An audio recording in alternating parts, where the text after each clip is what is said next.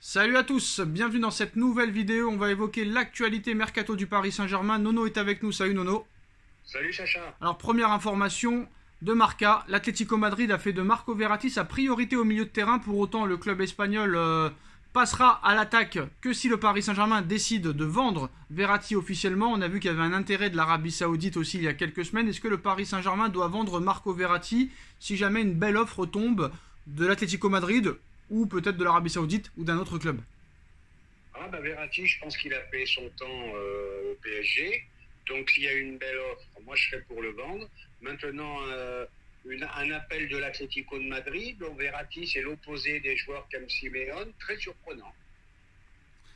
Alors des premiers contacts entre Dusan Vlahovic et le Paris Saint-Germain sont initiés. Luis Enrique apprécie réellement le profil de l'attaquant.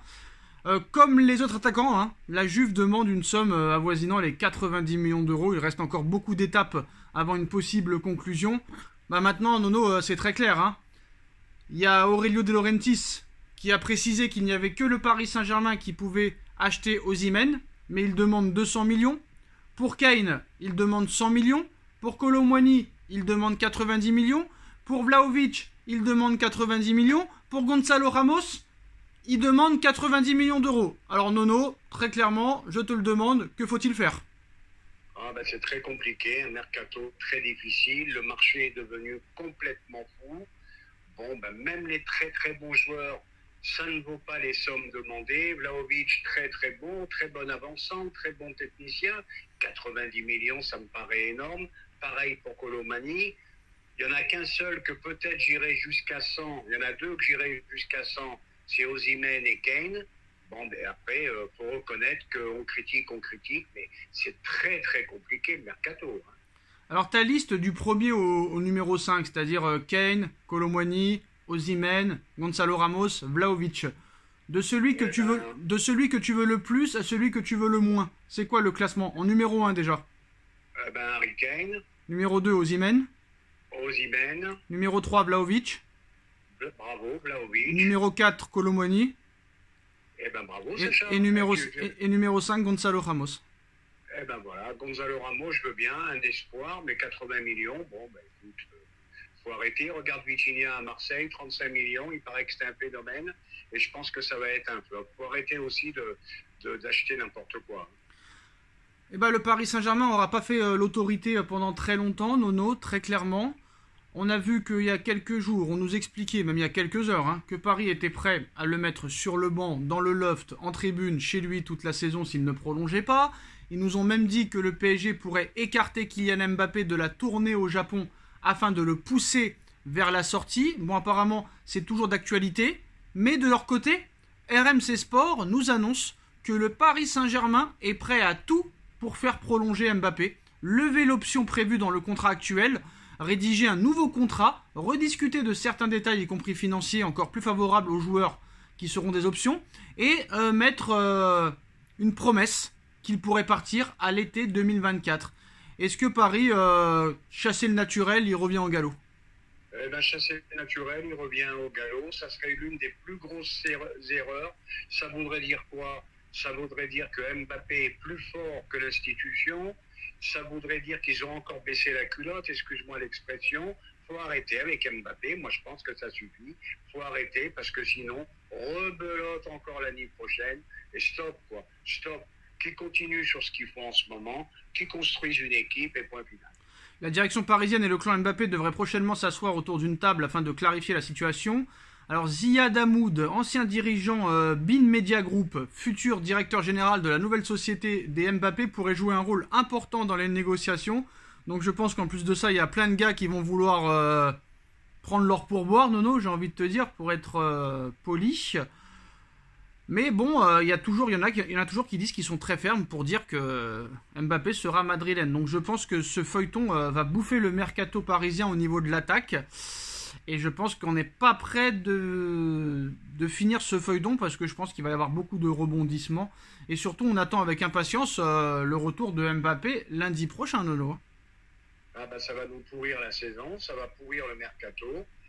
Comme j'ai dit hier, tu as déjà une grosse partie du vestiaire qui est en colère contre Mbappé après son interview. Moi, je pensais que c'était une histoire qui allait s'arrêter. Non. J'ai l'impression. Non, mais le pire, Nono, c'est qu'ils nous disent que si la situation demeure figée pour le moment, en coulisses, l'objectif des dirigeants qatariens du PSG reste de faire prolonger Mbappé. Le club de la capitale est prêt à toutes les options pour y parvenir. Donc ils sont prêts à baisser encore leur culotte, à s'agenouiller devant lui, pour très clairement lui donner gain de cause. Donc à l'arrivée, il n'y a aucune autorité prévue en fait. Ah bah finalement, mais je te dis, Mbappé est plus fort que l'institution. Eh ben vas-y, qu'il le prolonge. Et puis en plus, je vais leur donner un conseil. Tiens, je vais leur donner un avis. Eh ben qu'il l'augmente en plus. C'est incroyable. J'ai jamais vu ça, c'est phénoménal. C'est là que tu vois que c'est des gens qui ne comprennent absolument rien au ballon. Alors Gabri Vega ne signera pas au PSG. Le joueur du Celta Vigo n'entre pas dans les plans de Luis Enrique ou encore de Luis Campos. Alors que bizarrement hier on nous disait le contraire. Donc il y a toujours une presse différente. Donc il ne signera pas au Paris Saint-Germain, normalement. Eh ben écoute, Luis Enrique connaît vraiment très très bien les joueurs espagnols. Peut-être que c'était un profil qui ne lui convenait pas. Eh ben voilà. Bravo si c'est l'entraîneur qui a eu gain de cause. Inquiétude autour de Neymar. Apparemment, la reprise s'est mal passée. Le retour à la compétition ne devrait pas se faire avant octobre. Donc là aussi, ça va être encore un très très gros fardeau. Et je pense que plus personne ne sait quoi faire de ce joueur. Ah ben Neymar, le staff médical est très très inquiet. Il est arrivé en totale méforme, pas complètement rétabli. Ah ben oui, tu peux pas faire la fête, te rétablir. Bon, donc, mon avis, il est clair, il est même tranché, mon avis. Ben, malheureusement, on n'arrive pas à le vendre, mais il fallait s'en débarrasser. Et comme tu as dit, encore un fardeau. Surtout, il ne fallait pas le prolonger, parce que M. Leonardo, c'est bien de critiquer Mbappé, tout ça et tout, mais M. Leonardo qui prolonge Neymar jusqu'en 2027, il fallait justement pas le prolonger, et Neymar, à l'heure actuelle, ne serait pas au Paris Saint-Germain, Nono. Ah ben, on est d'accord. Leonardo a sa part d'erreur aussi, mais malgré tout, il a le droit de donner son avis sur Mbappé. Alors Galatasaray et Leandro Paredes, c'est presque fait. Icardi à Galatasaray, c'est presque fait. Fenerbahçe qui offre 5 millions d'euros pour Diallo. Donc ça commence à partir pour les indésirables. D'accord, c'est pas vendu une tonne d'argent, mais ça se débarrassera au moins des gros salaires. Tu te débarrasses des gros salaires et puis bon, tu manges une très très grosse banane, mais c'est comme tu as dit, c'est pas grave. Alors, si admettons Mbappé rejoint le Real Madrid cet été, le contrat de Mbappé s'il signe au Real cet été, ce que proposerait Florentino Pérez, alors contrat de 6 ans, salaire de 35 millions d'euros net, et le club lui a présenté un rapport l'informant que l'union des marques lui apporterait des avantages similaires à ceux qu'il a déjà au Paris Saint-Germain. Donc ça quand même, Nono, si vraiment ça s'avère vrai, c'est quand même presque moins 50% de ce qu'il touche au Paris Saint-Germain. Ah s'asseoir sur 40 millions d'euros par mois, ça me paraît énorme. Écoute, c'est possible. Vu qu'à 24 ans, il est déjà multimilliardaire. Moi, j'y crois pas. Peut-être que c'est le challenge sportif qui l'intéresse le plus. Non, moi, j'y crois pas. Peut-être qu'il a envie de gagner des trophées. Mais maintenant, comme je dis, moi, j'y crois pas trop parce que s'asseoir sur la moitié de son salaire, j'y crois pas. C'est pour ça que je te dis. dis. Si tu es milliardaire. C'est pour ça que je te dis. Et surtout qu'on voit qu'il casse la tête à cause de sa prime de fidélité. Donc voilà. Je pense que lui, il en aura jamais assez de son oseille, je pense. C'est très clair. C'est un clan, lui et son clan assoiffés d'argent. Tu as vu la mère pareil qui se lance dans son agence de joueurs. Donc ils en ont jamais assez.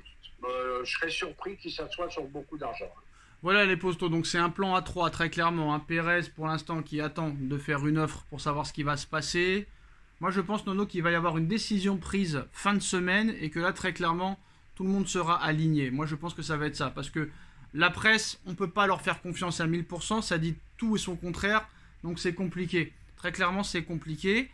Donc je pense qu'on aura beaucoup de nouvelles et une nouvelle ferme. Je pense, et je sais pas pourquoi, je sens que PSG Community a raison dans ce qu'il dit. Ils paniquent pas, ils ont eu raison sur Enrique, ils se moquent de Riolo, ils se moquent du Parisien, ils se moquent de l'équipe. Donc je pense qu'ils ont sûrement des informations fiables à 1000% pour être aussi, je pense, tranquille. C'est mon avis. Espérons que ça s'arrête au plus tôt parce que ça devient incroyable. Et puis je te dis, ça risque de gâcher une saison. Parce que tu as des joueurs qui veulent peut-être venir, mais ils ne savent pas si Mbappé reste pas. ça peut te foutre en l'air un mercato. Bon, on verra la suite. Et ben voilà les postos, c'est la fin de cette vidéo. On reviendra vers vous pour plus d'infos s'il y en a. On like, on partage, on commente, on s'abonne. Et on se retrouve très vite pour une nouvelle vidéo. Salut Nono, tchuss. Salut, tchuss.